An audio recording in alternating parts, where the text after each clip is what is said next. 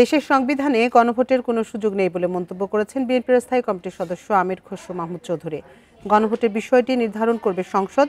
দুপুরে ঢাকার হোটেল ইন্টারকন্টিনেন্টালে এক আলোচনা সভায় কথা বলেন তিনি।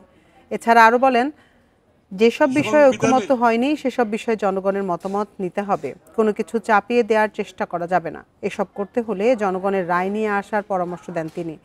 এসব করলে সংঘর্ষ হবে। আরেকটা বড় রাজনৈতিক দল এসবের বিরুদ্ধে রাস্তায় নামলে সাংঘর্ষিক পরিস্থিতি সৃষ্টি হবে কিনা সেই প্রশ্ন তোলেন বিএনপির এই নেতা।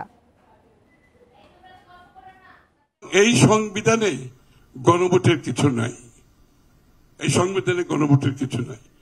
আপনাকে যদি গণভোট করতে হয়, আপনি বাংলাদেশের বর্তমান সংবিধান অনুসারে আপনাকে আগামী দিনে যে সমস্ত দল তাদের ইচ্ছার রূপরেখা থাকতে পারে, প্রস্তাব থাকতে পারে, তাদেরকে জনগণের ম্যান্ডেট নিয়ে সংসদে এসে সংসদে পাশ করার পরে সেই বিষয়গুলো গণভোটে যেতে পারে।